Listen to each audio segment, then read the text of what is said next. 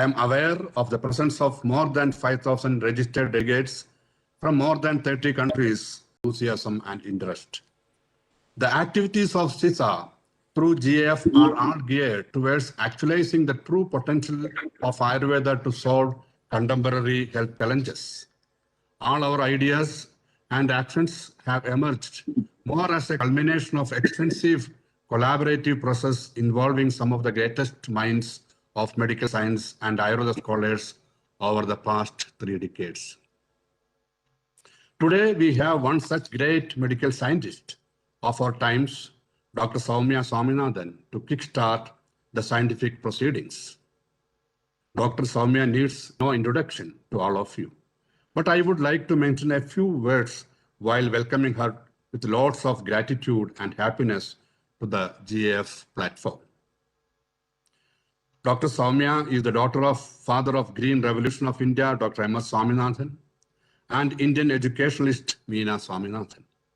Dr. Soumya received an MBBS from Medical College in Pune and an MD in pediatrics from AIIMS, New Delhi.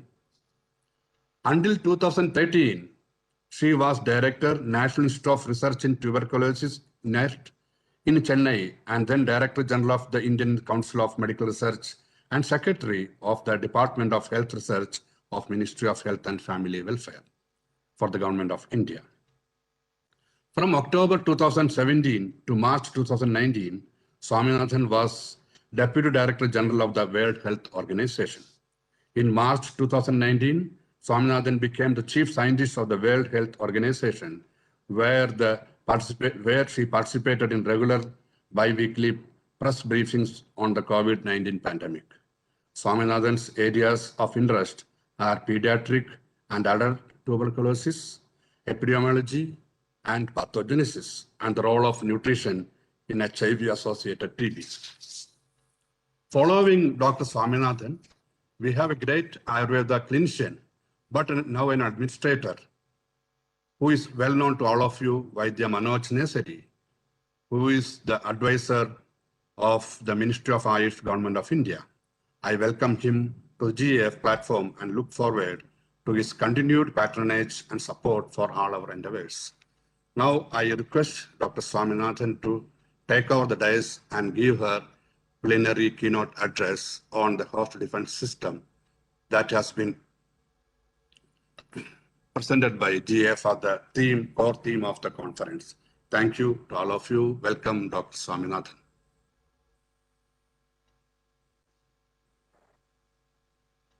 Thank you so much, Dr. Gangadhar, and namaskar to all the dignitaries that are present at this inaugural of the 4th Global Ayurveda Festival. And it is indeed my honor and pleasure to share a few thoughts with you today. I have been the chief scientist of the World Health Organization now for the past 2 years or so. And it has been a really very challenging and humbling and exciting experience and journey to not only chart a new path, that is the establishment of the science division and the first chief scientist position in WHO. So that in itself has been a huge opportunity.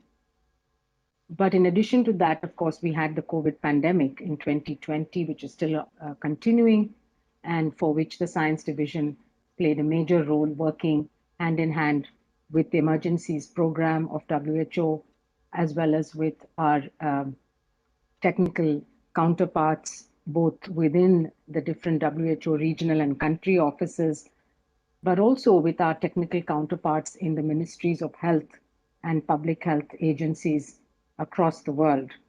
And our work has been of such a huge range, from coordinating the epidemiology, the data collection from the countries, analyzing it, making sense of the daily cases and deaths, which has been, of course, varying from region to region, country to country. We have had ups and downs, as all of you are aware. So that itself is a huge exercise. And one of the things that we observed when we do the data collection from countries is that very often we do not get age and sex disaggregated data. And it really highlights the importance of good data collection.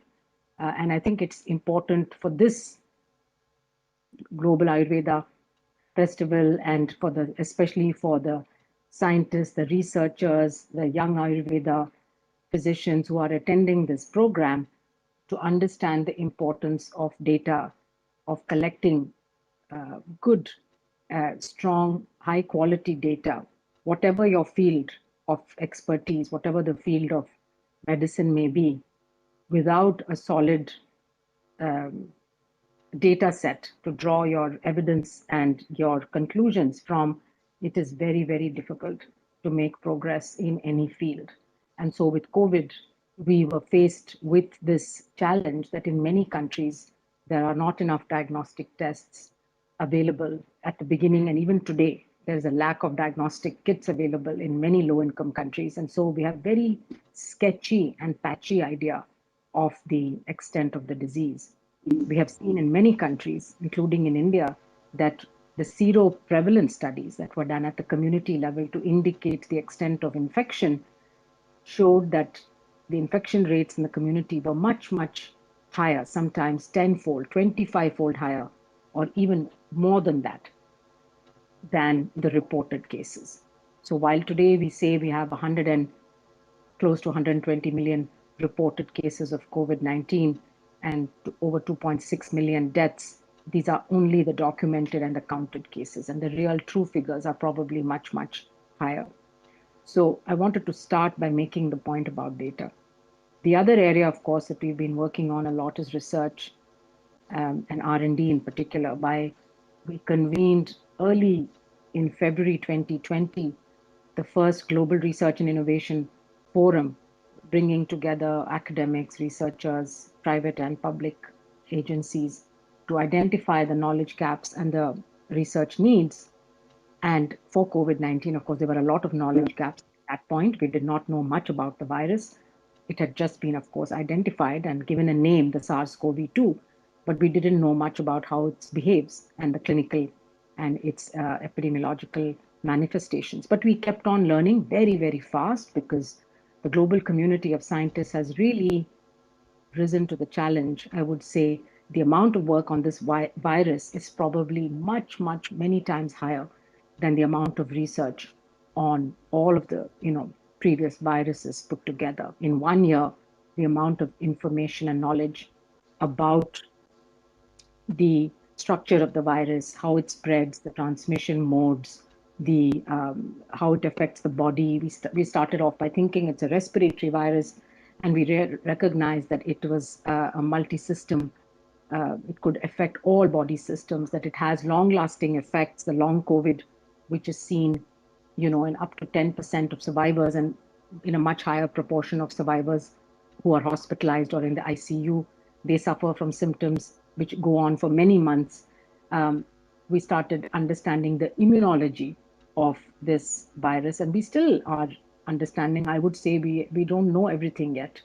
We know that there is innate immune response, particularly in the respiratory mucosa, that plays an important role in the initial immune response to the virus. And then there is the adaptive immunity, which comes in later, which are the antibodies, the neutralizing antibodies, as well as the T cell responses. So both the cell-mediated and the humoral immune system play an important role. And it's important to understand how the immunology works and what is the protective immunity, because we need that for development of vaccines as well as therapeutics. What we need to identify, and we still don't have, is a correlate of protection. What is that level of antibody? What is that level of the T cell response? And how do you measure that? How do you standardize it so that you can compare different studies of different vaccine candidates and also look at people who have recovered from natural infection to see how long their immunity will persist. So there are still a lot of questions that need to be answered. Though we have learned so much about the virus, we still need to continue the research. And for this, we convened, as I said, large groups of scientists. We have continued to convene throughout the past 14 months on a daily basis. We have meetings with different expert groups who have been progressing. And some of the things that we have done, that WHO did, particularly the R&D blueprint, which is managed by the Science Division and the Emergencies Program jointly, is on the standards for research into, especially into diagnostics, therapeutics, and vaccines. How do you identify the target product profiles? What are the template and core protocols that can be used for clinical trials? What are the prioritization criteria for certain candidates to be advanced into clinical trials? How do you assess and compare the different products? And then finally, how do you proceed for regulatory approval? What are the terms and conditions for an emergency use listing? And as you know, the WHO has already provided emergency use listing for 3 vaccines, and the Johnson & Johnson vaccine will be very soon, I think today or over the next couple of days. But what you need for this is preparatory work. When there is an emergency, when there's a pandemic, you cannot overnight launch a research program if you have not been prepared for it, if the systems are not geared up for it.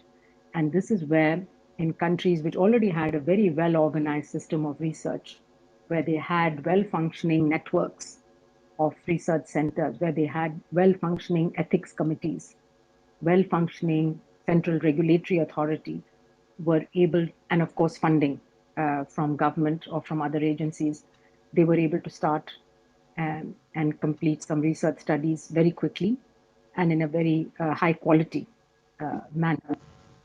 And this is why we believe that investing in research capacity, strengthening all of these elements that you need not only the clinicians, you need epidemiologists, you need statisticians, you need nurses, you need social scientists, you need counselors, you need people who will follow up the patients. It's extremely important to adhere to the highest standards of ethics when we are doing research. And the ethics has to be in the context of the local region, country, or even at the state level.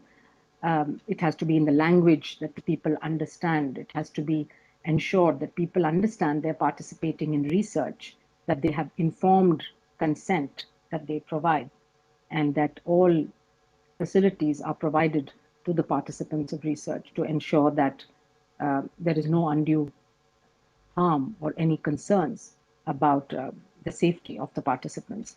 And the safety is not only from the point of view of a new drug or a vaccine, it's also from the point of view of the stigma sometimes that's associated with certain diseases and the response that the communities can have. So investing in research preparedness and investing in research is one of the hallmarks, I think, of a developing country and economy that really believes in knowledge generation and believes in ensuring that all of its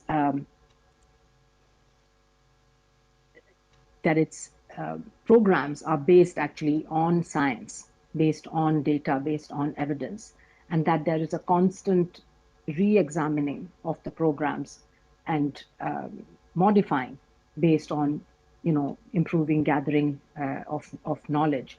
And then equally important is the communication of that knowledge. We have seen that in the response to the pandemic, the difference between countries that did well and countries that did not do well, one of the factors was the trust that people had in the messages that were being conveyed, and the openness and transparency and frequency of communication. And it's not only a question of providing information, it's also a question of listening to people's questions, trying to answer them, and being able to allay their fears, provide reassurance, but always base the information on the data and evidence that is currently available, and acknowledging that this is changing, that this is evolving, and that as new data becomes available, the science is evolving, that this new information will be provided to the public. It will be updated, and it will also inform the policies that you are implementing. I think that is extremely important and is one of the major factors which can make a difference in how the community actually responds to the messages, whether it is to do with adherence to masks or whether it is to do with vaccination. A lot of the response in countries really depends on how information is conveyed, and to what extent the communities are engaged in those programs. As far as Ayurveda, which is could be considered a traditional medicine, one of the major global fields of traditional medicine, would be offered, from the WHO's point of view, traditional and complementary medicine should be offered as part of an integrated, universal health coverage program and as part of a integrated healthcare delivery in a well-functioning, people-centered health system that balances both curative and preventive services. So traditional and complementary medicine is an underestimated health resource in many countries. And while its use and benefits are well recognized in the so-called lifestyle diseases or non-communicable diseases, it would also help a lot in meeting the needs of the aging population and potentially also in improving the quality of life, in boosting the immune system, and in providing an additional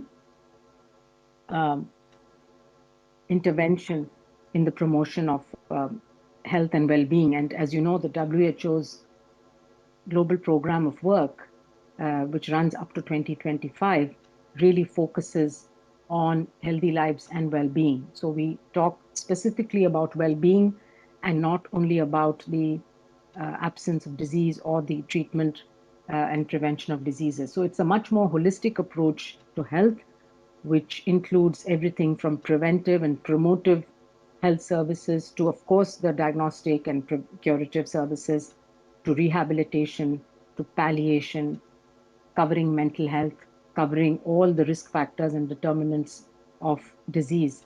And I think Ayurveda also believes in the same type of holistic approach to health. So that way, I think we are very well aligned. The choice of appropriate health services, of course, one part of people-centered health systems. So the choices that millions of people make every year to choose between allopathic and other forms should be based on good information as well as high quality health services being provided to people so that they can make an informed decision about which type of medicine that they would like to. And of course, this would vary for different conditions. And for certain conditions, Ayurveda may be the most optimal. For others, clearly allopathy would have its advantages. And one needs to recognize that, and people need to be informed. So again, the issue of health literacy, it's not one system versus the other system. How can all the systems play an important role really in helping the goals of healthy life and well-being for people? We have, of course, different forms of traditional medicine in different parts of the world. We have Ayurveda in South Asia, India, Sri Lanka, Nepal, etc. We have the traditional Chinese medicine systems that are prevalent in China and Korea and Japan. And India, of course, has a huge workforce of Ayurveda practitioners as well as practitioners of other traditional medicine. And therefore, there is a potential of utilizing this field towards the attainment of universal health coverage, which is something that India has committed to. In terms of the immune system, as I spoke about a little while ago, you have different arms of the immune system. You have the innate immunity, which is the one that really can be boosted up by different ways in which before you are confronted with a disease or a pathogen, you already have a strong innate immune system, which helps you to actually fight any particular virus or other pathogen. The adaptive immune system, of course, comes in only once the body has already seen a particular pathogen and then starts to react to that. So anything which reduces immunity, and we know the links between the neurocognitive and mental health status as well as immune systems. This has been something that there's been a lot of research on. And we know that if somebody is severely depressed, even if they may not have any physical ailments, that their immune system would be depressed. We know that many diseases, including diabetes, um, and of course other common infectious diseases, can suppress the immune system either for a short period of time or for a longer period of time. Many drugs can do the same thing, suppressing the immune system. So there are many conditions out there which impact the immune system. And so we need to counter that by seeing what are the forces which can actually strengthen uh, the immune system. So what we need really are these studies to prove that this is feasible. So you need a hypothesis first to study, to test. And the hypothesis could be that a certain intervention boosts the innate immunity and thereby protects you from getting, X or Y infection. That needs to be tested at the community population level in a large, well-conducted, randomized clinical trial. Smaller studies, observational studies, case control studies may be good to generate hypotheses, but they are not good enough to prove the case.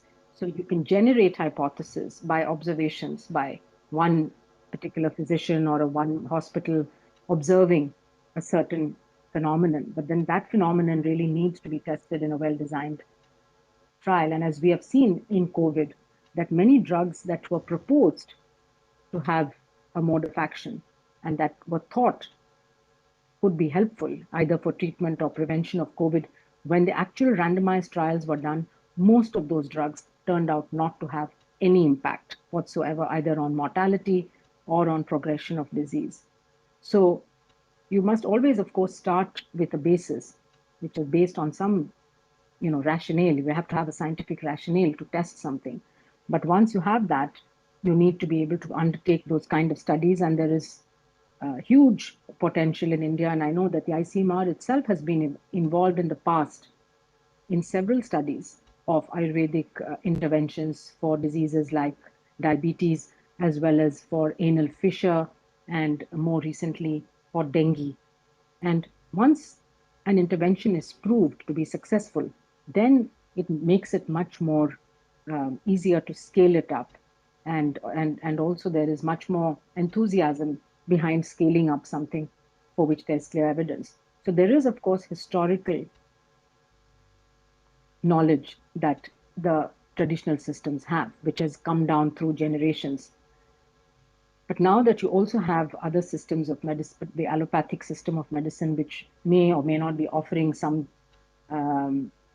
interventions for the same disease, it will be important to do sometimes maybe even comparative studies to see which one is better in a certain condition or situation. And always we have to keep in mind that there will be situations where one would be preferable to the other, or there could be situations where both could be used. Allopathic and Ayurveda could be used in a complementary way to have a synergistic effect.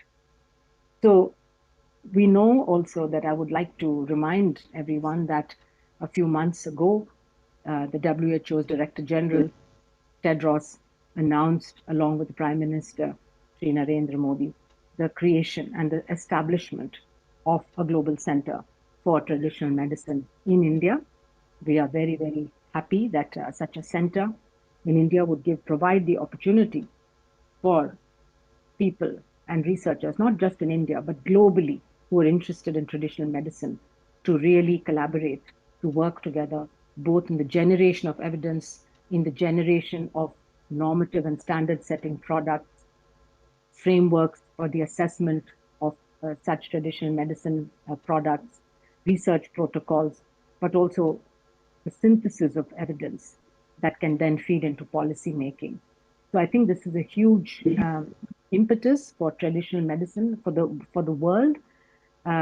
And the establishment of such center in India will really give a boost to traditional medicine, particularly in Asia. Um, it is the responsibility of the global community to see that there is appropriate use of traditional medicine, and it is also a responsibility of the stakeholders. So we need the right kind of research, the right kind of clinical practice. We need to study and report on the benefits and the safety concerns, appropriate communications, the impartial assessment of impact, which has to be free of all conflicts of interest, appropriate policies, and of course, the strengthening of human resources and infrastructure. All of these are absolutely key to attaining the goal of the full utilization of the potential of traditional medicine, including Ayurveda.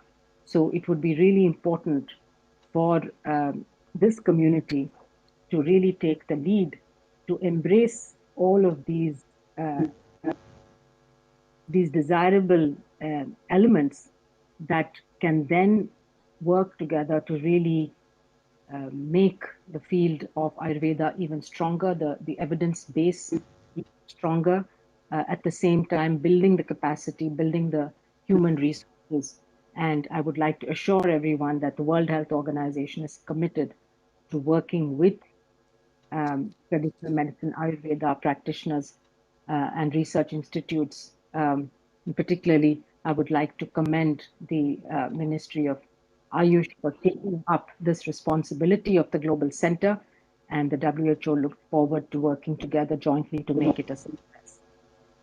Thank you very much, Namaskar. Thank you, Dr. Soumya Swaminathan. It was extremely eye-opening remarks made by you. I see from the epitome of modern reductionistic science, the way it has emerged as one of the most dominating science of the world, contributing in many of the areas of critical importance and interest and contemporary relevant, and also giving us a openness to see how traditional systems of health systems can peep in and get in and involve. And the last four sentences are very important for Ayurveda community. You are talking about appropriate communication, appropriate research, appropriate clinical practice, and appropriate assessment. I think this is one of the important, these are the important pillars on which we have to build the integrative medical system, which we are all looking at it.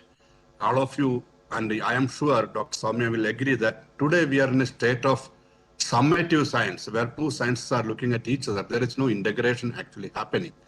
And integration has become a objective and an aim and a motto rather than a process that is happening today. And I also love to recognize and acknowledge that the last part of your speech, which is giving us a challenge how we should involve systems like Ayurveda. Ayurveda happened to be one of the dominant systems in this country with more than 5,000 years of unbroken history.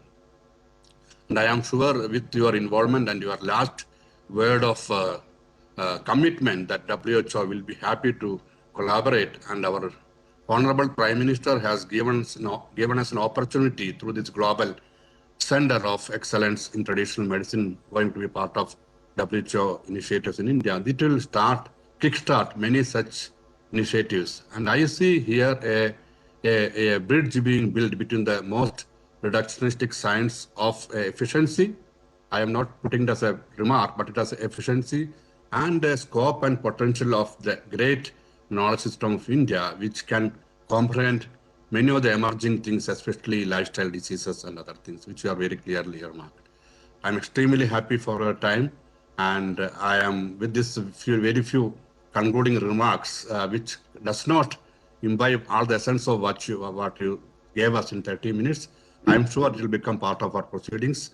Now, let me thank you once again on behalf of the organizers, CISA and GF team and other partner organizations and Ministry of Ayush. And I'll request Dr. Manoj Nesiri, a Vaidya of great reputation as a clinician, and he is also an administrator also today, and he is the advisor to the Ayush Ministry, to give his version. I hope this will be a linking bridge between the two sciences, and that is the reasons, or one of the reasons that we put these two speakers together in the first inaugural plenary session. Thank you and welcome, Dr. Vaidya Manoj Nesari. Namaste.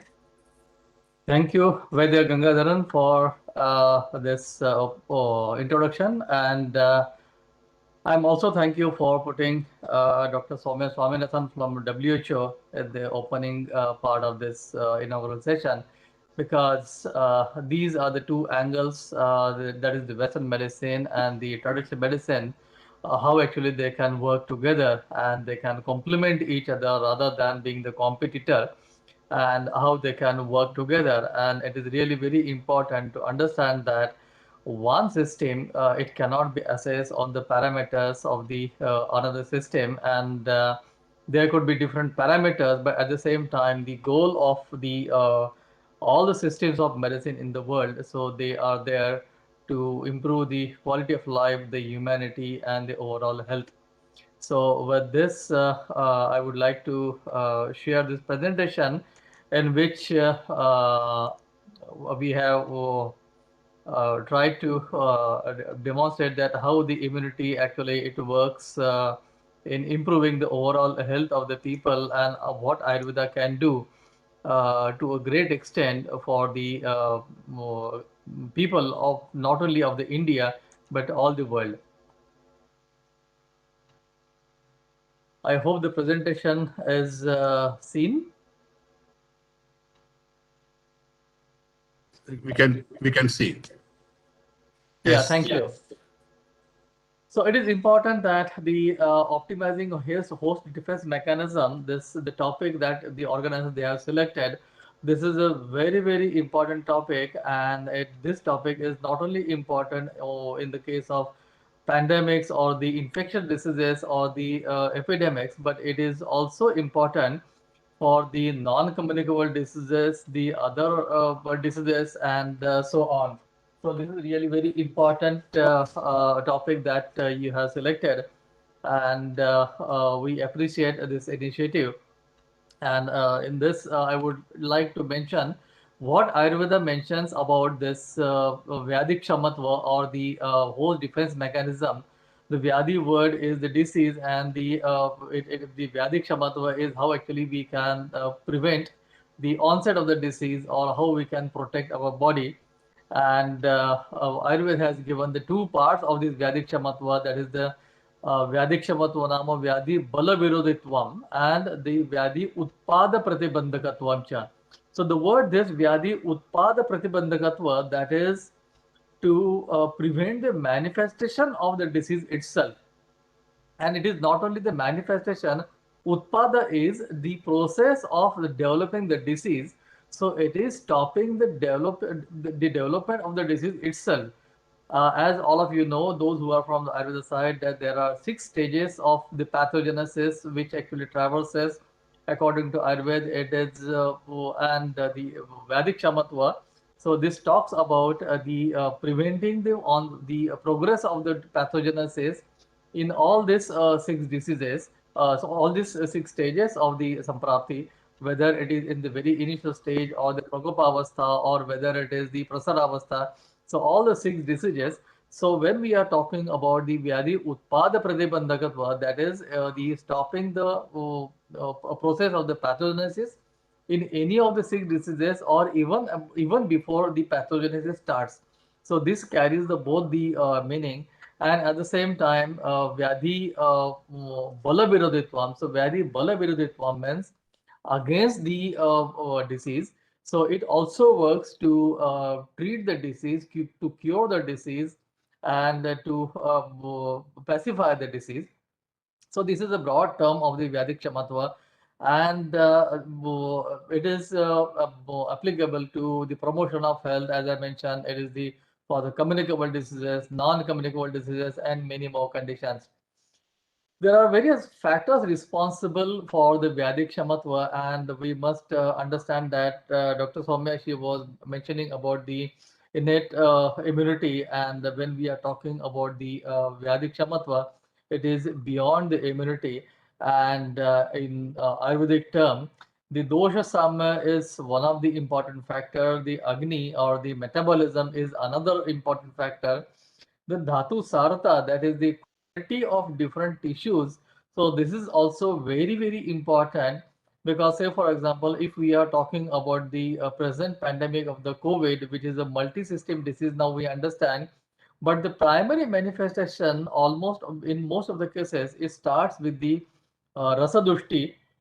And when we talk about the Rasadushti, so the fever is one of the presentation, but at the same time, in many patients, the cardiac manifestation was also seen. The ST depression was also seen, which again could be because of the Rasadushti. So there are various presentation, but the fever could be one, the fatigue could be one. So the Rasa Dhatu is definitely there.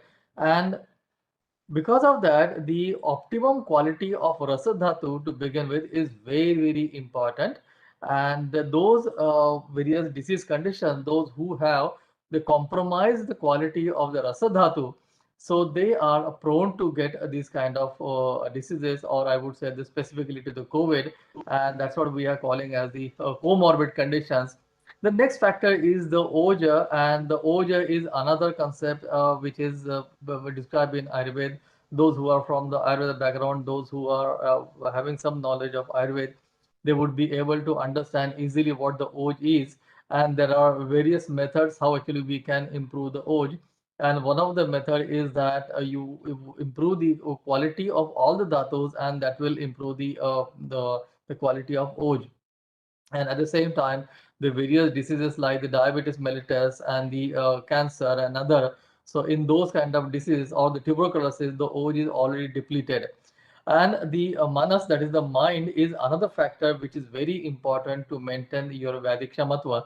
And we know that the psychosomatic these diseases are there, but the importance of mind, and when we are talking about the mind, so that also include the various stress factors and other things which are very much responsible to deplete your Vedic Shamatva or the host defense mechanism, and that also should be equally good. So considering all this, the ministry had issued the guideline during this pandemic, and these guidelines, they are based on this particular shloka which you see in the blue color, and these are the methods how to achieve the Vedic Shamatva or how to improve the host defense mechanism. And this is Nityam Hitahara Vihara Sevi. So Nityam is regular. It is not only once, or it is not once a day or once in a month, and it is not so. It is Nityam, all the time, regularly. So Hitakar Ahar. So there is a lot of discussion is there. What is mean by the beneficial diet? What is the mean by the nutrition? So all this description it is there. And but these various guidelines, they have to be followed regularly every time. So Nityam Hitahara, and it is not only related to the diet, but also the Vihara. Vihara is also very important. Vihara is our lifestyle, that what time we get up, what in the morning, what time we wake up, whether we have clear bowels and all other systems clear, what time we go to sleep, whether do we do the exercise. So all these various factors, and including whether our mind is calm and cool and quiet, or whether we are under stress. So all these various factors, so they are there in the Vihara. So the Hitakar Vihar is also very important. There are lot many research papers which are already published, and they are available in the journals, giving the impact of the stress, giving the impact of the lack of sleep, and how actually it impacts the overall system of the human body. The circadian rhythm a research paper, it was recently published 2 years back, and it also got the Nobel Prize. So all these various mechanisms and the various principles which are there in Ayurveda, so they fall under the category of Nityam Vihara also. So Nityam Hitahara Vihara Sevi Samikshakari. Samiksha, that is, you have to analyze that what is good and what is not good. Samikshakari and Visheshu Asaktaha. So that means there should not be excess of indulgence. So this each and every word is very, very important. Visheshu asakta, we should not get excessively indulged in any kind of object, any kind of, whether it is the our work, whether it is our lifestyle, whether it is the food, whether it is the money, or whether whatever it is. So in any kind of subject, we should not get excessively attached to it. So that is very important.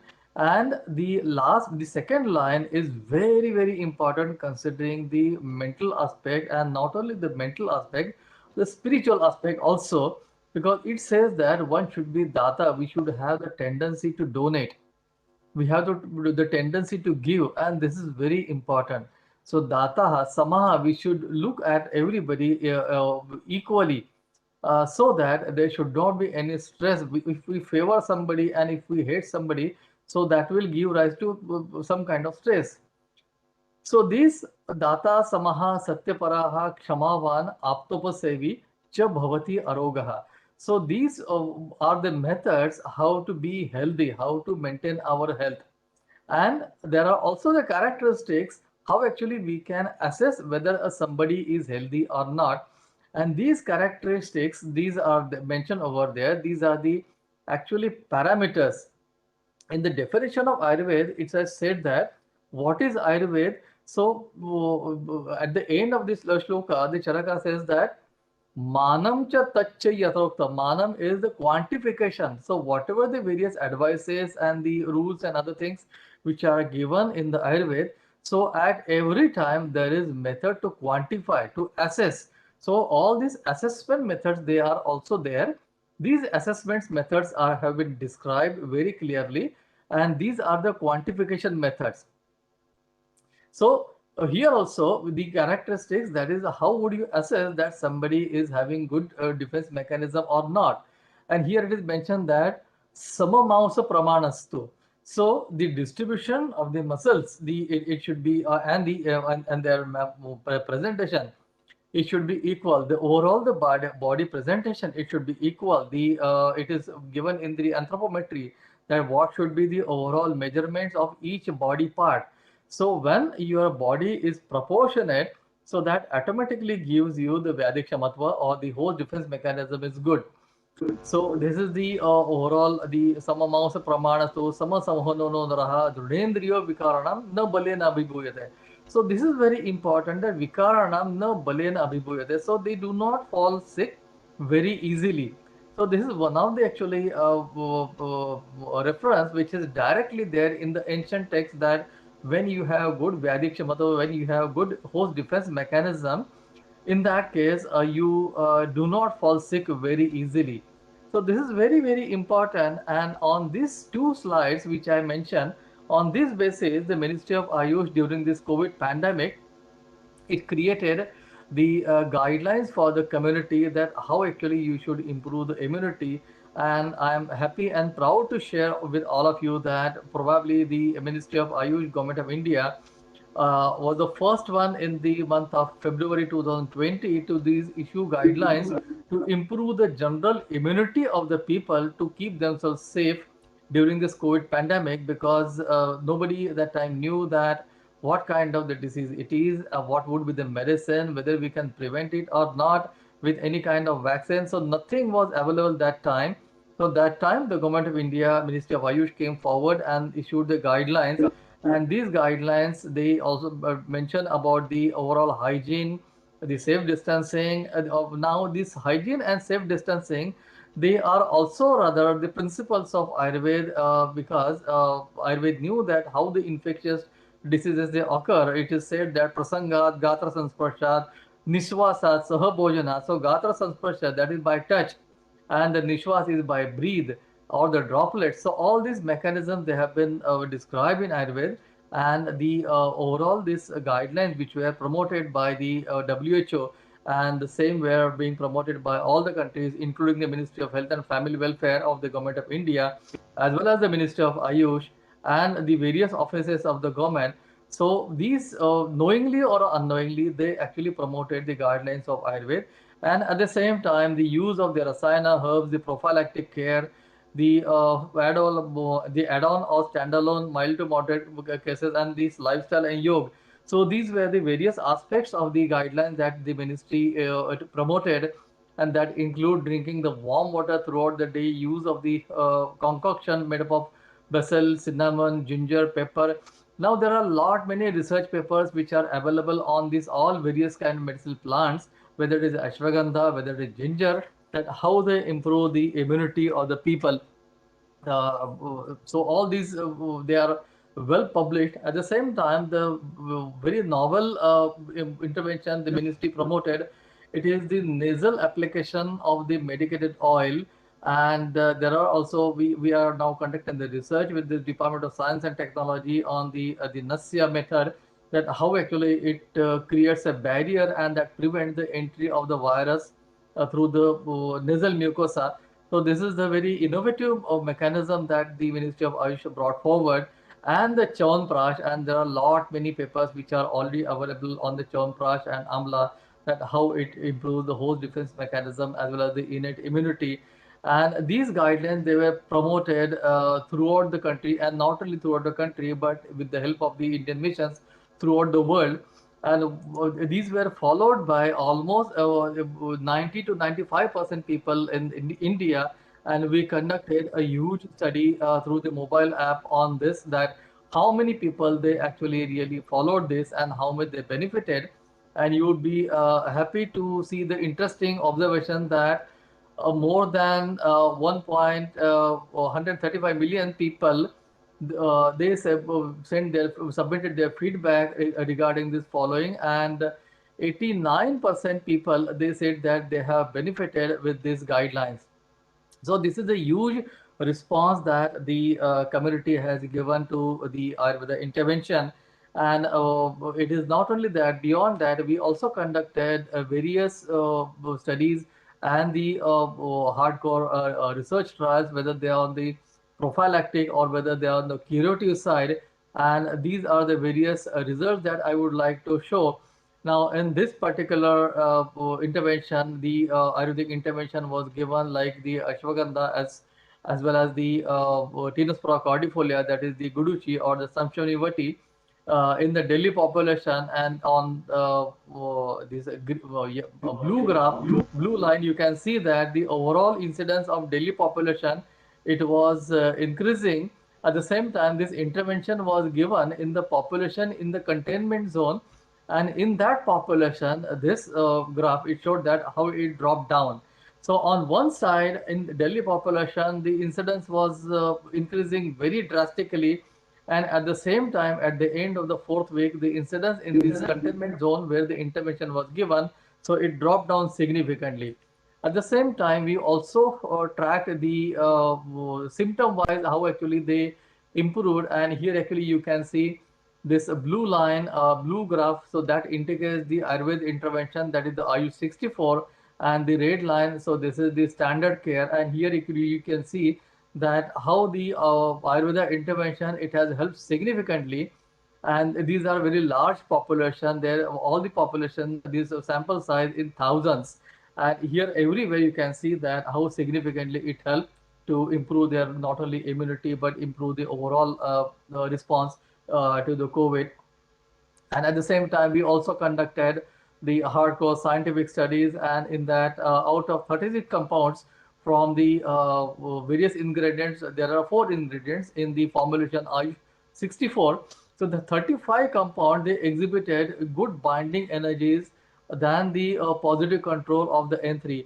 So these studies that also we conducted in the initial studies, and to find out that whether our logic is correct and whether we should go ahead with this. And this demonstrated that the logic of the ministry, so that was very correct and it would definitely help. And with this, we intervene when the to improve the immunostimulatory response of the people.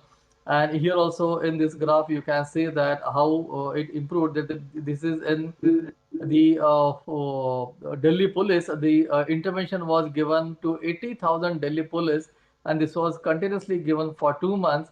And here actually you can see that the overall when the peak was there, so at that time the overall incidence in the Delhi police, it was hardly 6. So this was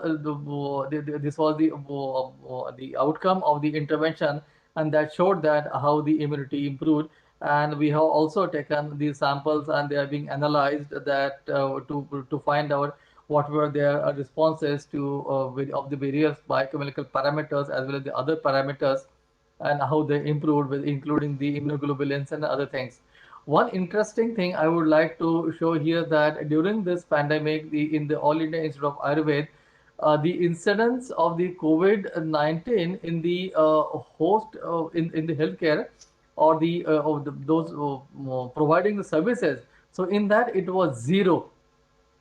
So it is very important that out of 200 people, those who are providing the services in the COVID ward, none of them they caught the infection. This is another data, and at the same time, it is important to see that in other hospitals where the COVID care was given, so there the incidence of catching the COVID in the healthcare providers was almost 30%, whereas here not a single case it actually got the COVID.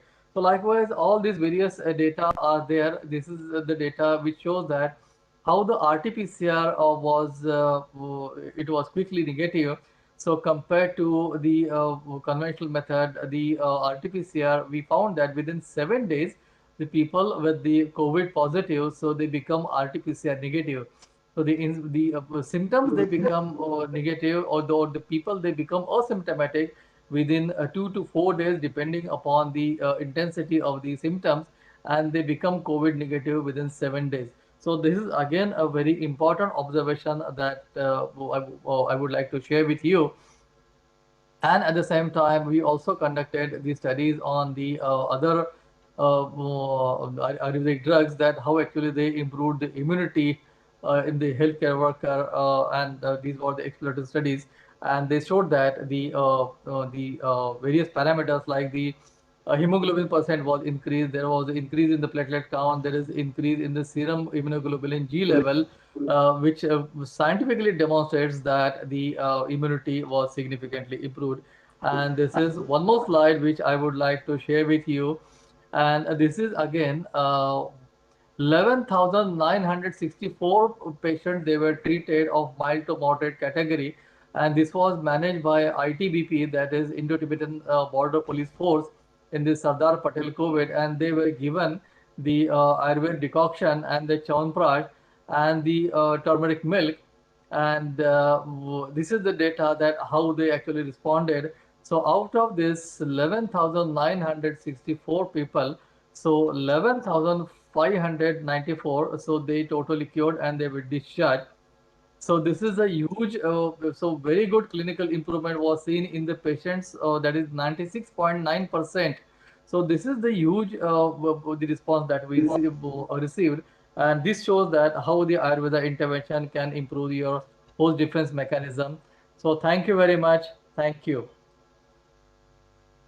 Thank you very much, Vaidya Manoj Nasri, for a very accelerating presentation of the scope and potential of Ayurveda. With the limited study I could do in the given time of this pandemic, and I think the two studies which we have quoted, I am sure it will get published soon in some good journals of repute, so that it will get spread. But two things what we would like to note here is the percentage of success that you have been quoting, 96.9 and 85, and feedback from the population that about 85.9 positively responded to the advices of. It shows that Ayurveda, it is not a textual science, it is science of the people. People's lifestyle it is lying. Only thing is we have to just kindle it. We have to just augment it. We have to just encourage them to put into use it again. There is a break in the tradition somewhere, sometime. And I think this pandemic has given us a chance to rejuvenate the earlier traditions that has been slowly declining in our health traditions. I'm sure these two presentations of today, plenary, is giving us a scope for a bridging exercise. Some of the parameters that Manoj has selected for acknowledging the efficacy of Ayurvedic interventions are the parameters accepted by modern biomedical science. So this is the way one may like to get into the bridging activity bridging business so that integrative science slowly will emerge.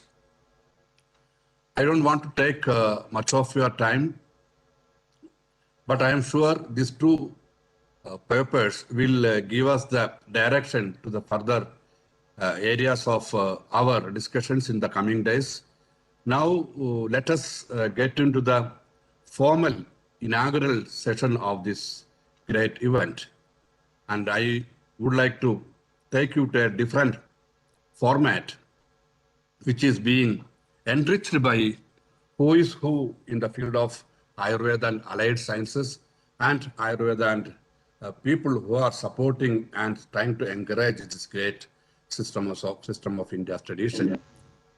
With a few words, with the permission of our industry partners and our colleagues, I get into the important area of inauguration. Yeah, maybe Dr. Gangadharan, you may ask if I may ask all the speakers to switch on their videos so that we. Yes. May I request all the plenary session members switch on their video and switch off their audio so that we get a better clarity of speakers.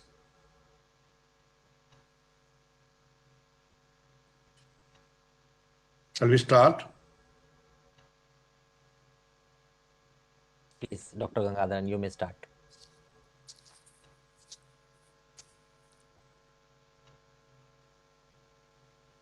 Today is a historic occasion for the global Ayurveda community and for all of us at CISA. The fourth edition of Global Ayurveda Festival is getting kick-started now in a high-end virtual platform powered by FICCI. Sri Uday Shankar, President FICCI, will deliver the welcome address. I acknowledge the presence of Mrs. Sangeeta Reddy, the immediate past president of FICCI, and I also acknowledge the presence of Vaidya Rajesh Kotecha, the Secretary of Ayush. We have two important speakers from the ministry, followed by the great talk by our Honorable Prime Minister. Honorable Sri V. Muralidharan, the Minister of State for External Affairs and Parliamentary Affairs, Government of India, and who has also been at the forefront of our efforts to host this event in this form, as the chairman of Global Ayurveda Festival will give the first delivery. Honorable Sri Kiran Rijiju, Union Minister of State, Independent Charge for Youth Affairs, Sports, and presently Ayush Minister in charge, and Minority Affairs, who has been very supportive of our efforts, will be giving the second talk. We then have the rare privilege and honor to have somebody whom many rightly consider as destiny's gift to Bharat, destined to enable her to achieve her pristine glory that she rightfully deserves, and arguably the tallest leader in the history of independent India, Honorable Sri Narendra Modi ji, the Prime Minister of India, the beacon of hope for millions of Indians in India and across the world. I believe it is an auspicious sign for Ayurveda that Sri Modi ji has chosen to inaugurate the fourth GAF by finding time for Ayurveda from his extraordinarily busy schedules. I would like to use this momentous occasion to present a preamble of the idea Ayurveda and its contemporary relevance, which is at the core of what we aim to achieve through organizing this global Ayurveda festival regularly. World is fighting an unprecedented war against a global pandemic which has put extreme pressure on conventional healthcare systems, which was already reeling under the impact of the double burden of non-communicable diseases and drug resistance. Healthcare strategies globally is undergoing a great churning and transformation. It is currently at crossroads, signaling to the impending revolutionary changes that will forever change the way healthcare is perceived and practiced across the world. Although it would be premature to predict the contours and the directions that these revolutionary changes would bring about, there are a few clear facts emerging that give us enough reason to believe that holistic fundamentals of Ayurveda with a strong focus on prevention and health promotion can potentially bring game-changing advantages for India to gain pole position in the fast-changing global landscape if we play our cards well. Conventional healthcare as practiced today, with its focus on one medical system, is unable to address all healthcare problems of modern times. The US spends close to 18% of its GDP on healthcare with questionable results in universal coverage and improvement of people's health. So clearly more spending is not translating to better healthcare outcomes. A WHO report analyzing data from 143 countries found that government spending on health is constrained by government fiscal space. Therefore, even as we know that our healthcare spending needs to go up from the current sub 4% level, given our fiscal constraints, we cannot afford to increase the spend on healthcare beyond a limit, and never to levels of the developed world. So even in increasing healthcare spending, where a solution which is evidently not so, we cannot afford to do it. Therefore, what we need is a healthcare system that delivery models that will work for us. Something that is tailor-made to address our specific needs and challenges. We believe that Ayurveda can make far-reaching contributions in the following areas: developing low-cost preventive healthcare solutions for the urban and the rural poor, developing novel biological targets and pathways in the field of medicine, especially for non-communicable diseases, through research that combines fundamental theories of Ayurveda like Tridot Siddhanta and cutting-edge science. What we need for this to become a reality are the following pragmatic decisions from the Government of India: a dedicated cell in the Niti Aayog to strategize and plan long-term interventions in our healthcare system to harness the strengths of the holistic theories of health articulated in Ayurveda, like mentioned by Manoj Nesri right now. Support at least 10 high-impact projects that will bring together the best of medical talent across the country, targeted to achieve a Nobel Prize for Medicine from India in the next 10 years. A bold public health strategy that recognizes clinical outcomes in the field rather than evidence from the controlled studies, which are known to be skewed against holistic system like Ayurveda. That was the biggest curse faced by Ayurveda in last 50 years, trying to make evidence in a different platform which is not endemic to Ayurvedic science. And overall of the current educational system with clear focus on clinical excellence, imparting foundational knowledge of Ayurveda and research, like mentioned by Dr. Soumya Swaminathan just before a few minutes. An IIT-like institution for Ayurveda, focusing on developing best practices, R&D, integrative management protocols with measurable outcomes, and facilitate training of the trainers. It is our earnest belief that Sri Modi ji, who is not only for his visionary leadership, but also for his eagerness to listen to every stakeholder and take bold decisions, will take note of our humble submissions. I would like to conclude my words without keeping you waiting any further from the rare opportunity that all of us have been waiting for with bated breath. Thank you all. With this very brief introduction to the expectation, scope, potential, and the effort of all the Ayurvedic stakeholders in this country, I open these plenary sessions for all of you with a brief introduction. Now I request Sri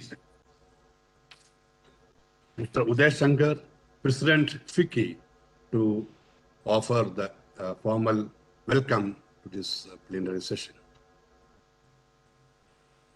Thank you very much, sir. Good evening, everyone. Honorable Prime Minister Sri Narendra Modi, Sri V. Muralidharan, Honorable Minister of State for External Affairs and Parliamentary Affairs, Sri Kiren Rijiju, Honorable Minister of State, Independent Charge for Youth Affairs and Sports and Ayush, and Minister of State for Minority Affairs, Vaidya Rajesh Kotecha, Secretary Ministry of Ayush, Dr. G. Gangadharan, President CIISSA and Secretary General Global Ayurveda Festival 2020, Dr. Suresh Kumar C., General Secretary, CIISSA and Chief Coordinator, 4th Global Ayurveda Festival, my colleague and immediate past President of FICCI, Dr. Sangeeta Reddy, ladies and gentlemen.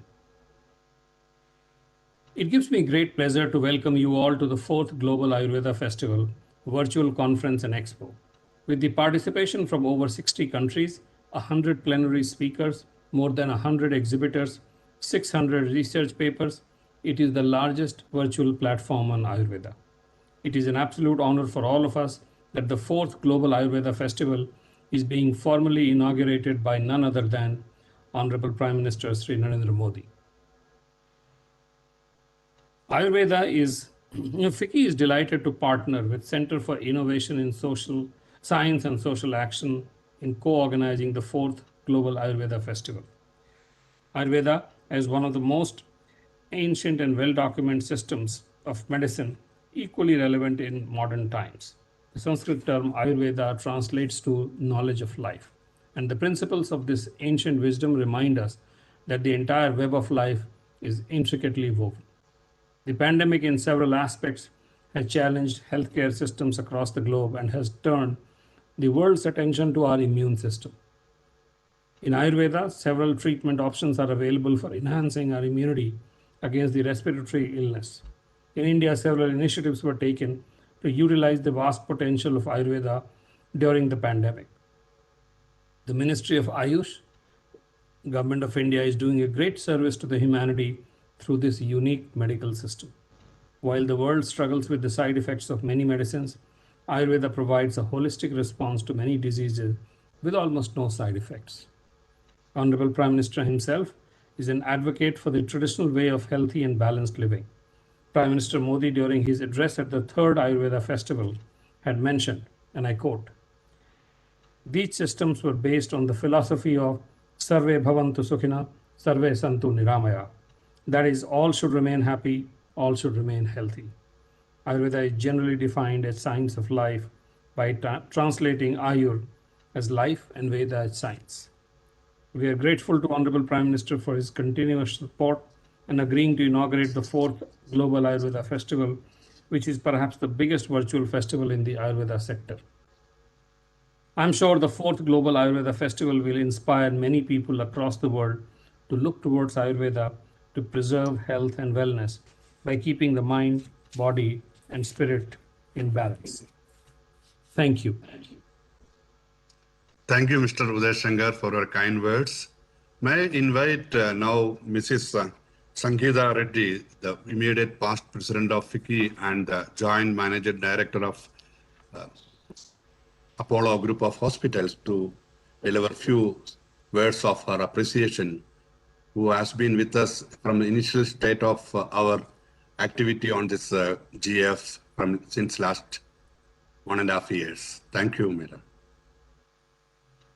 Namaskar and good evening.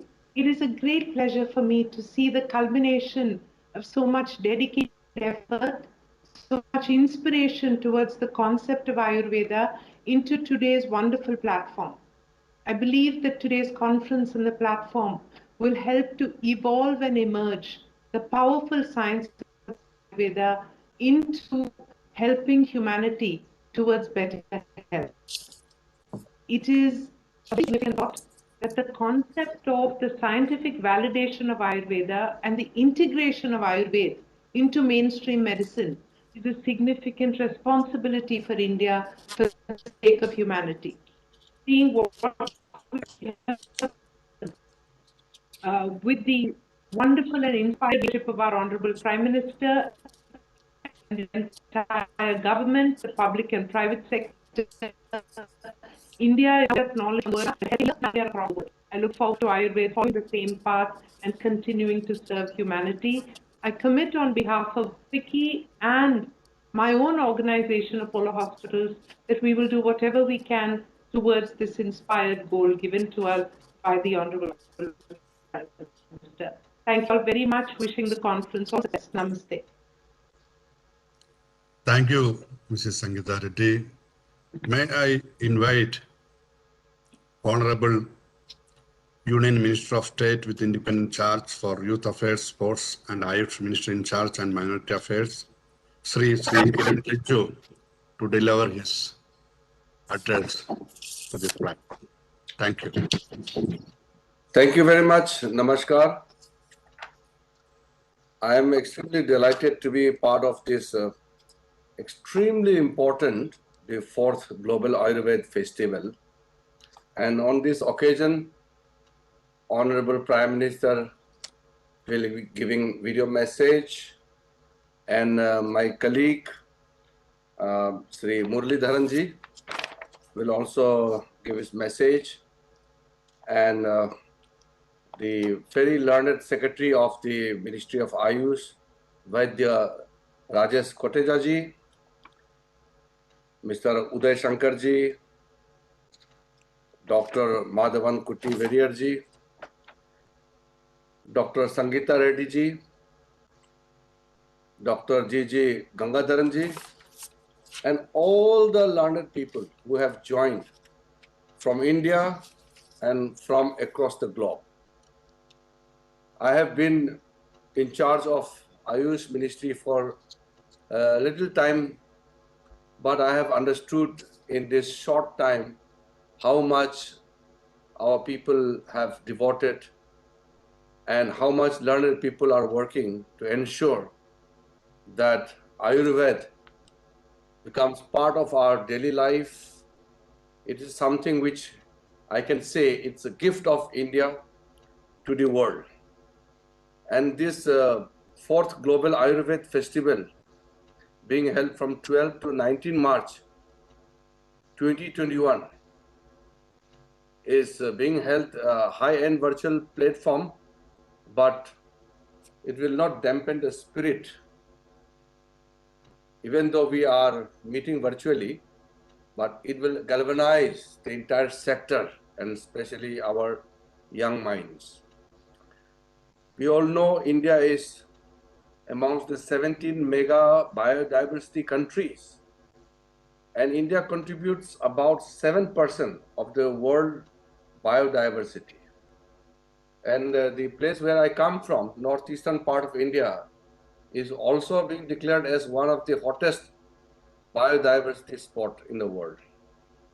So the tremendous potential which we have can very well be understood. And more than 7,000 plant species have been known to be used as medicinal plants in India, which has 15 agroclimatic zones. Ayurveda, the oldest living medical traditions of the world. It has widespread acceptance in India, and the domestic demand of medicinal plants has been estimated over 195,000 metric tons. It is also estimated that the export demand of medicinal plants is about 134,500 metric tons, with export value of over 3,211 crore. So you can imagine the scale of its potential. The emerging or re-emerging viral disorders are possibly the most important threat the humanity is facing today, and to address this, World Health Organization has already requested traditional medicinal system, all traditional medical systems, to come up with new range of antibiotics from their arsenal in view of drug resistance. On this background, the importance of Ayush system not only to provide research inputs for new antivirals and antibiotics, but also to provide lifestyle measures for improving the host resistance. The lessons which we have learned from managing COVID-19 and post-COVID conditions in Ayurveda are quite significant for the whole world. The low mortality rate and high recovery rate of COVID-19 in India is already debated among health system researchers. Though there could be several factors, including demography and environment playing a role here,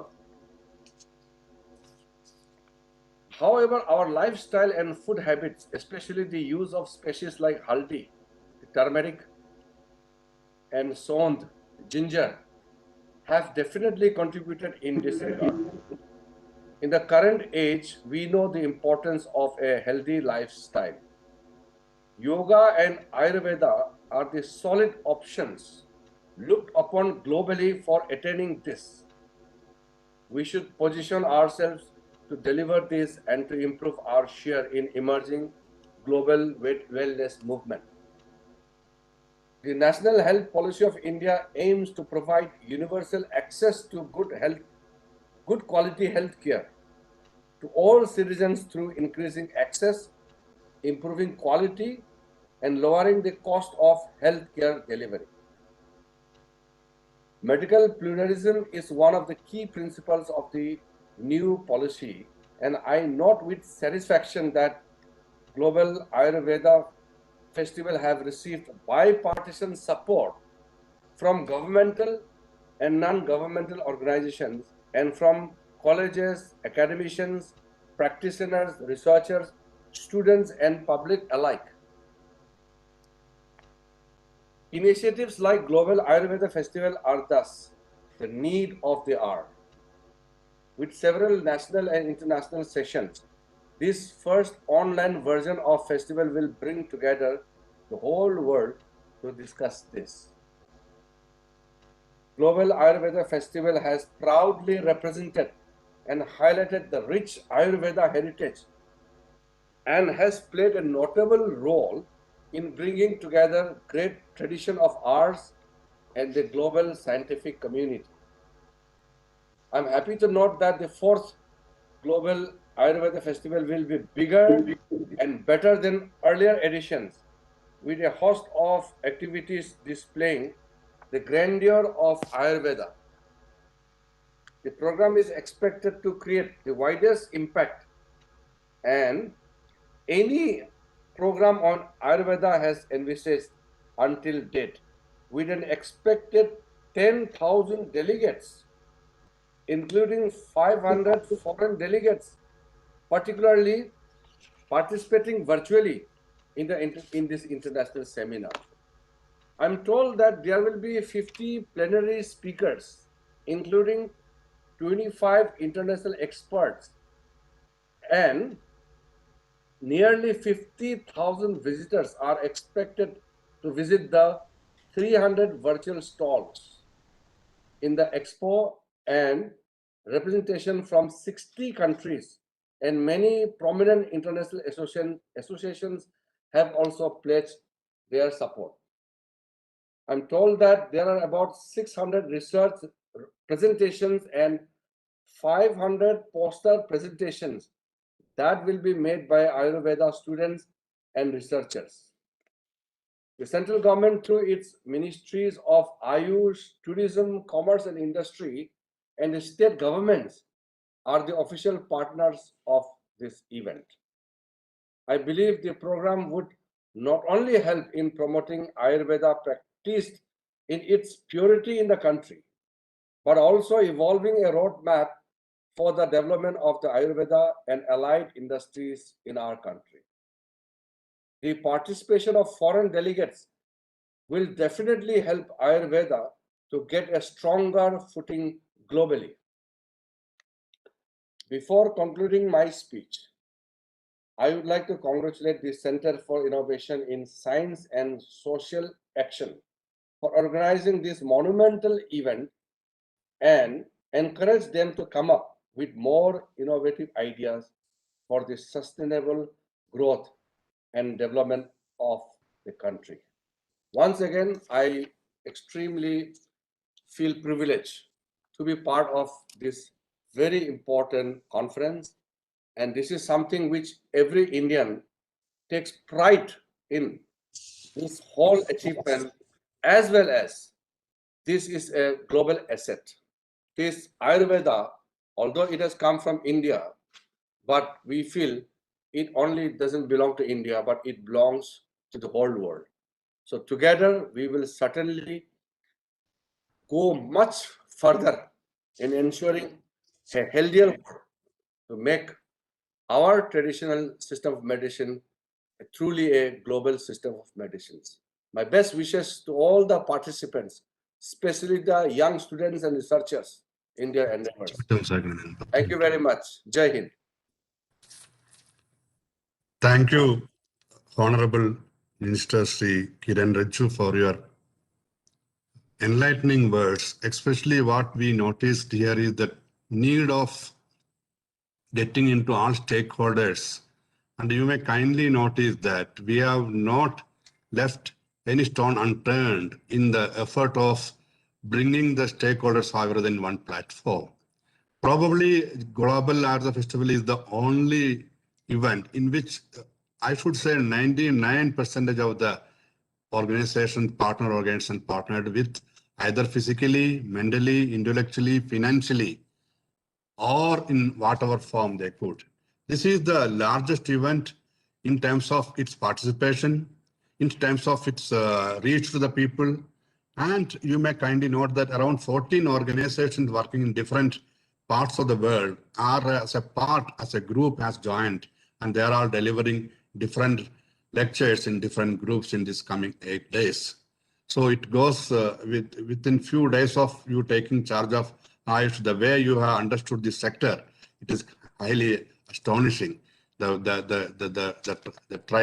trade that is happening in the medicinal plants, the industry, the way it is growing, and the future potential all have come into focus of your talk. We are extremely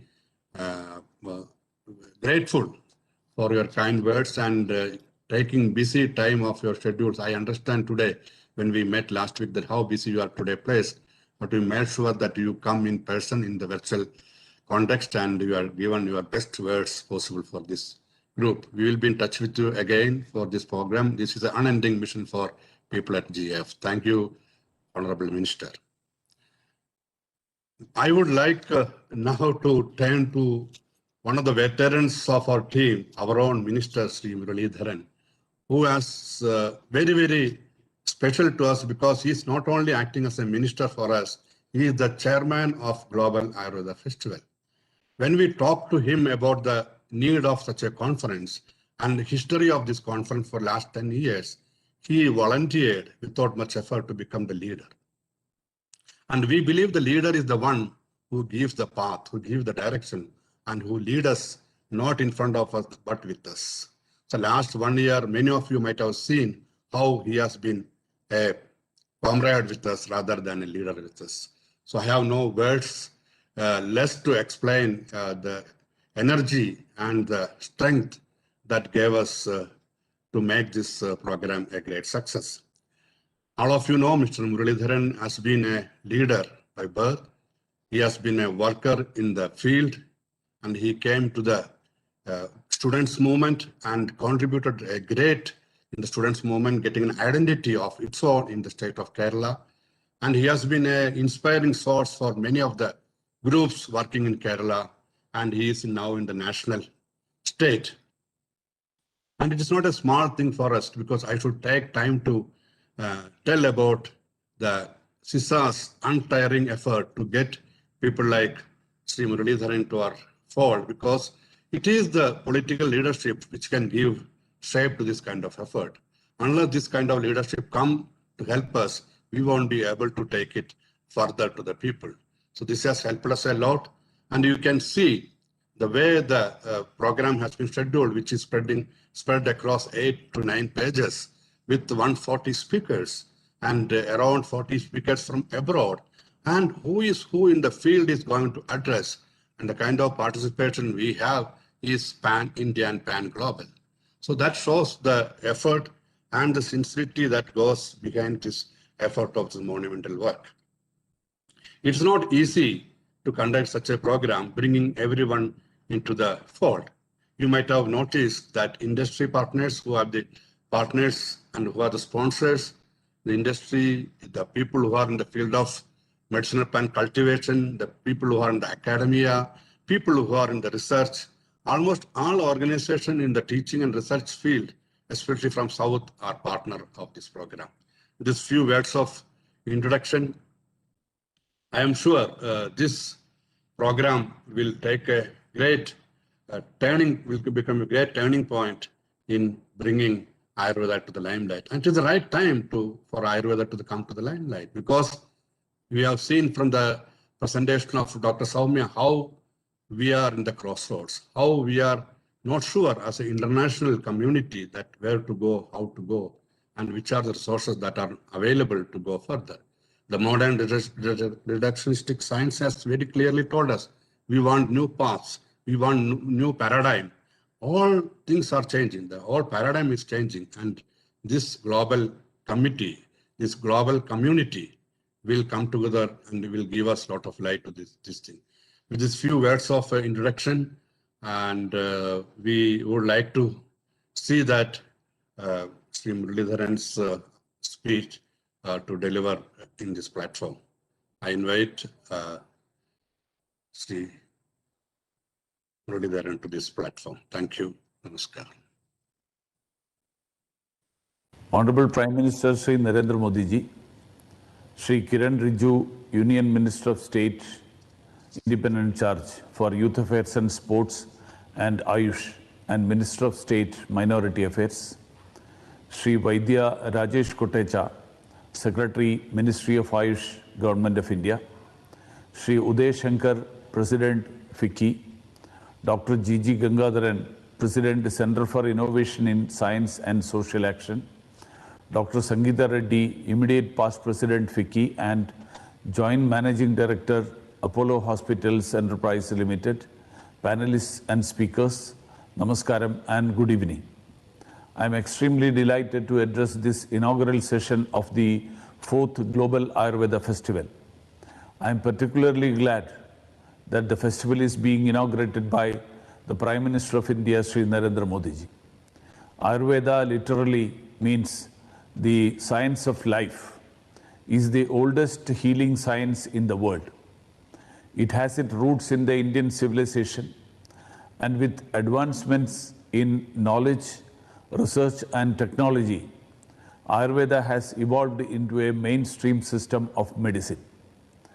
While our focus for the last year has been on fighting a raging pandemic, we should not lose sight of the health needs of the aging population, especially those that are looking to alternate systems of medicine for solutions of lifestyle-related non-communicable diseases. Friends, traditional systems such as Ayurveda can help us achieve the Sustainable Development Goal 3 that talks about ensuring healthy lives and promoting well-being for all at all ages. Ayurveda is especially unique among the traditional systems, being a living tradition. Ayurvedic practices have pervaded the subcultures of India and has the highest practitioners to population ratio in comparison to any other place in the world. With increased awareness, there is renewed interest in Ayurveda, both in India and across the world.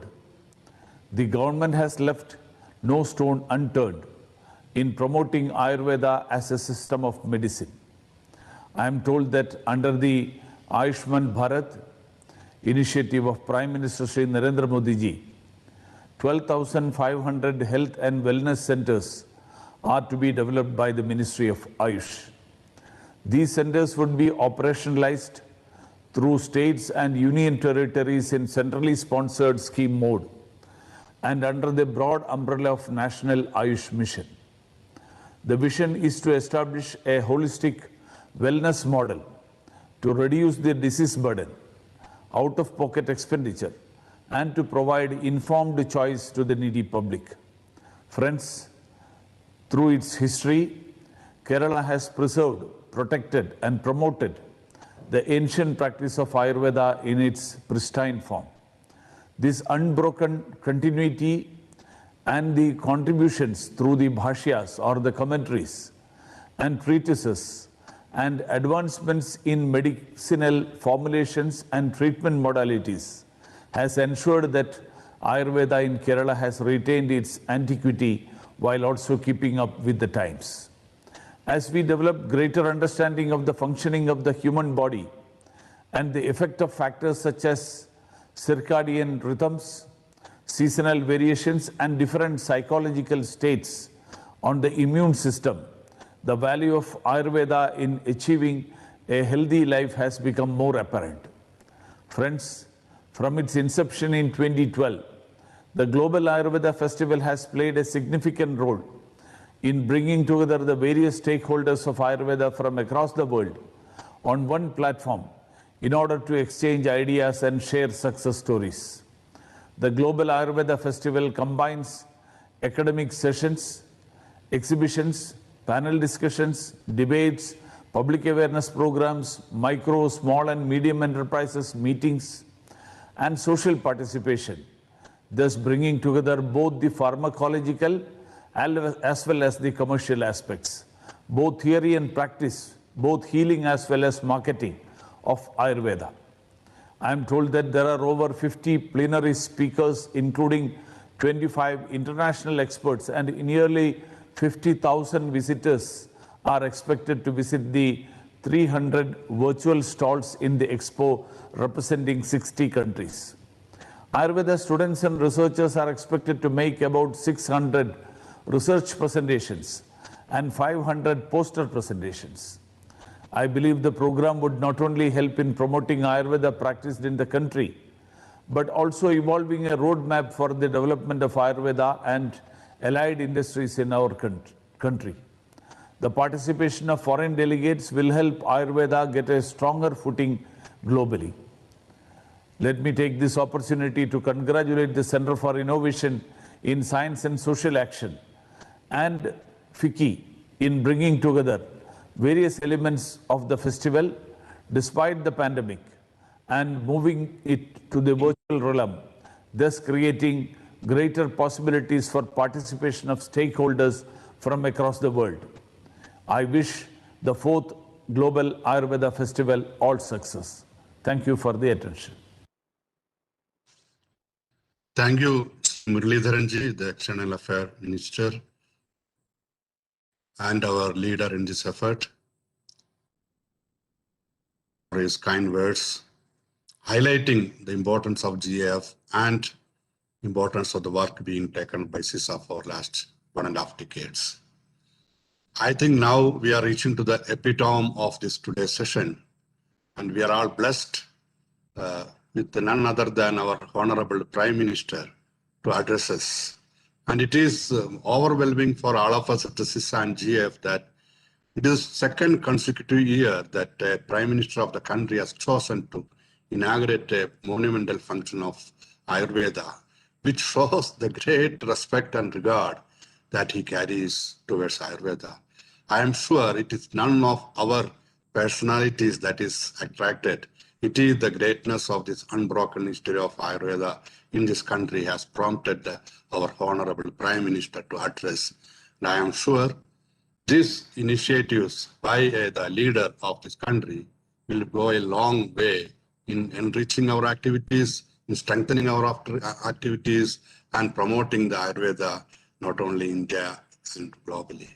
With few words of uncompleted word, introduction to a great personality, I now request our Honorable Prime Minister to deliver the inaugural address and bless all of us for the better, great future of Ayurveda in the coming centuries. Thank you.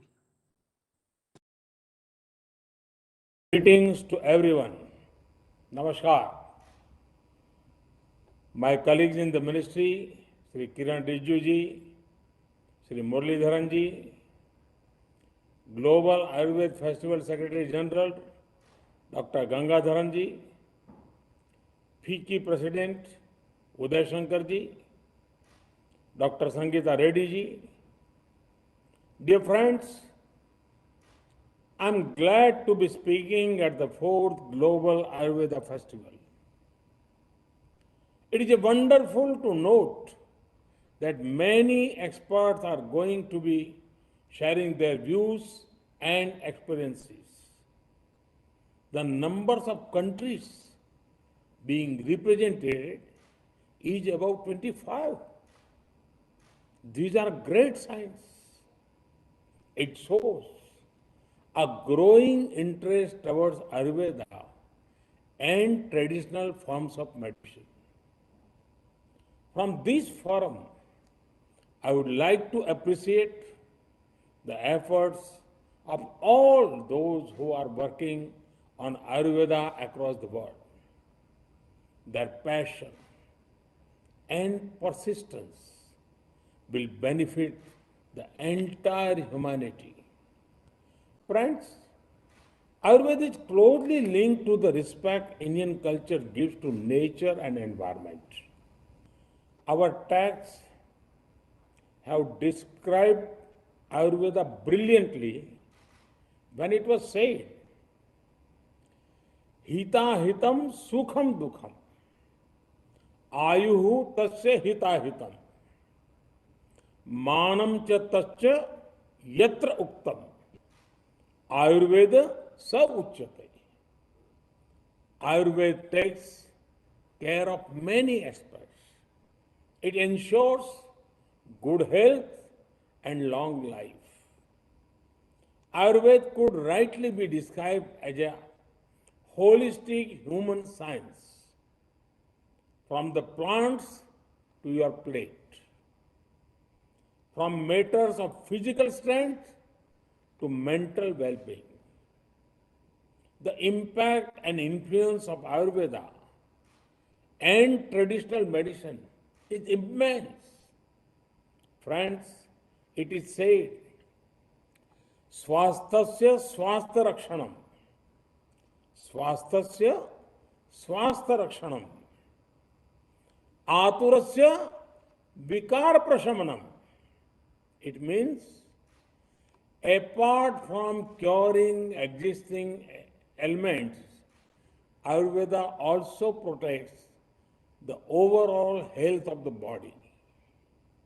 No wonder that more than rog, Ayurveda talks about nirog. Try to understand rog and nirog. Back in the day, if someone went to a Vaidraj, he or she not only got a medicine, but also a few mantras. Mantras like, भोजन करे आराम से, सब चिंता को मार, चबा चबा कर खाइए, वैद्य न आवे द्वार.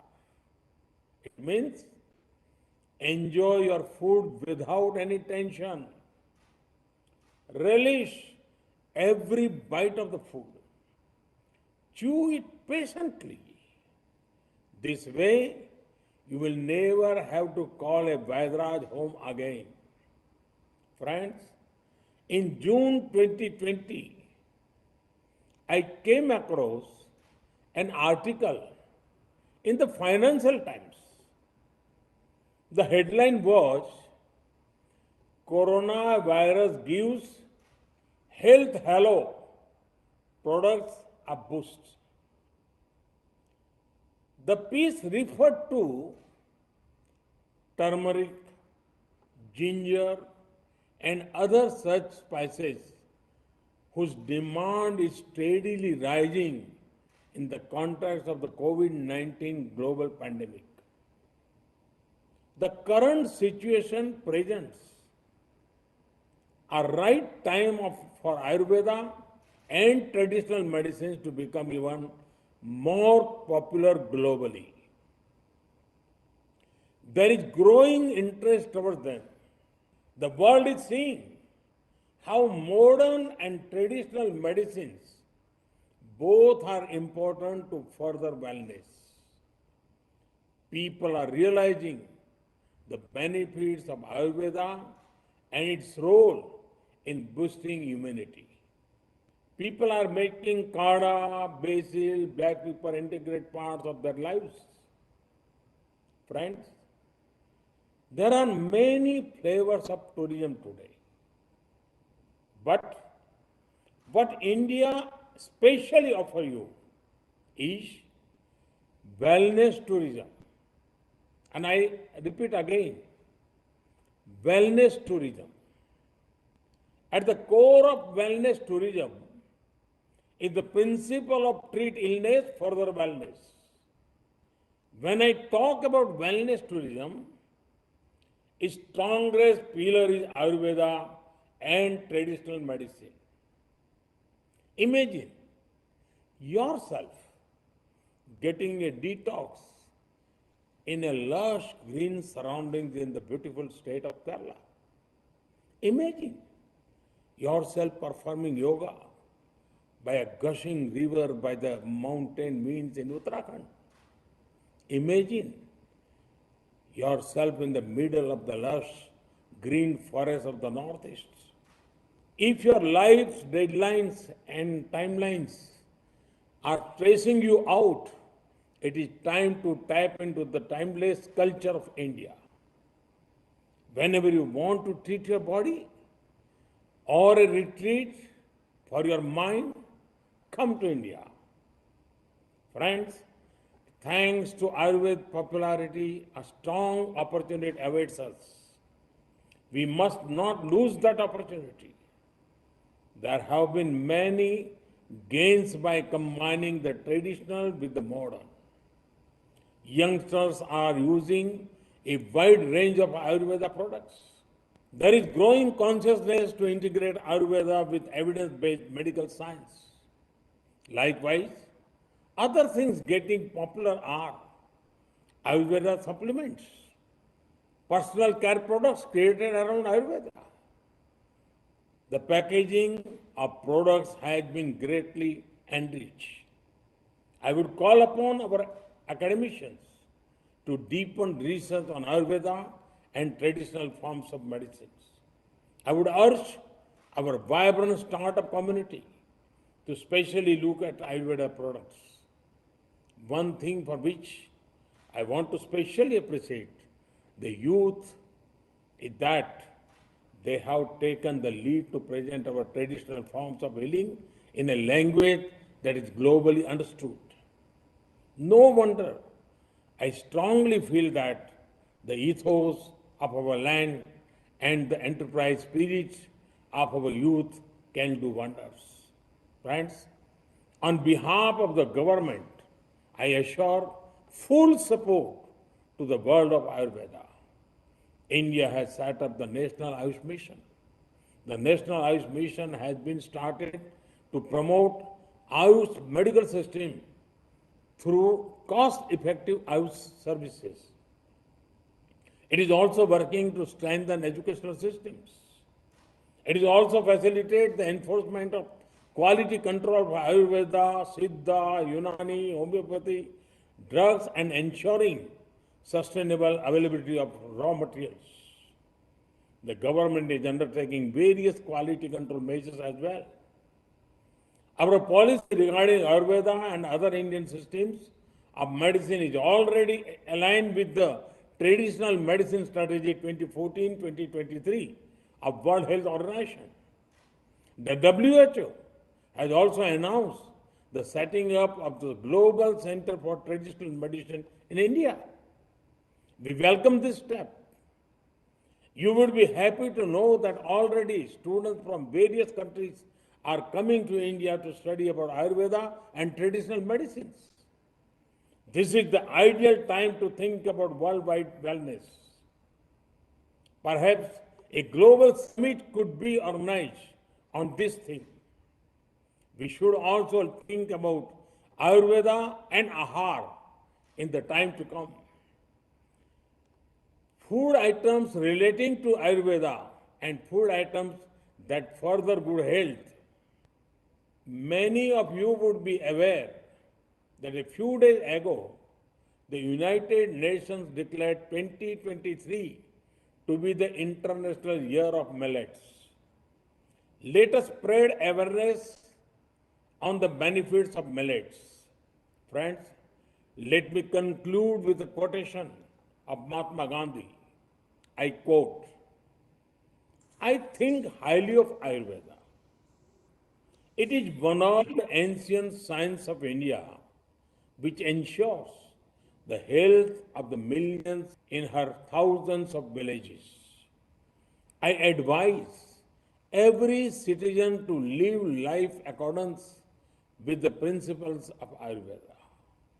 The pharmacy, the dispensary, and the Vaidra all have my blessings that they may be enabled to render the best possible service to Ayurveda. Unquote. Mahatma Gandhi said this more than 100 years ago. But his sentiment is relatable even now. Let us keep building on our achievements in Ayurveda. Let Ayurveda be a driving force which brings the world to our land. May it also create prosperity for our youth. I wish this conference all success. My best wishes to all participants. Thank you. Thank you very much. Pranams at the largest personality that we have seen leading India and for his kind words. It is a great inspiration for all of us who are the soldiers of taking this mission further. With these few words, we cannot thank enough our beloved Prime Minister for his kind leadership. And the program comes to an end of today's very cherishing day. And the vote of thanks will be delivered by none other than a great person who have been talking about integration, who is a testimony of integration, who is a modern medical practitioner and a pediatrician by specialty, who has adorned and adapted a lot of things from Indian traditions, and one among them is Ayurveda. And he is a talented leader and a great worker, and Dr. C. Suresh Kumar, the General Secretary of CISA and the Chief Coordinator of GAF, who inspired thousands of youngsters to take part in this program. I invite him to deliver the vote of thanks for this monumental. Namaskar. Most respected Prime Minister Sri Narendra Modi ji and esteemed dignitaries on this virtual dais. First, let me express my huge gratitude and pride to note that today our nation is emerging in high pace, transforming challenges into opportunities and setting its own glorious example for the world. If COVID time to be remembered by generations as a heavy blow to the normal life of the world, here our country is etching in gold, unique and emulative tales of success over epidemic. If not to elaborate, this global Ayurveda festival is a glittering addition to such Indian legacy.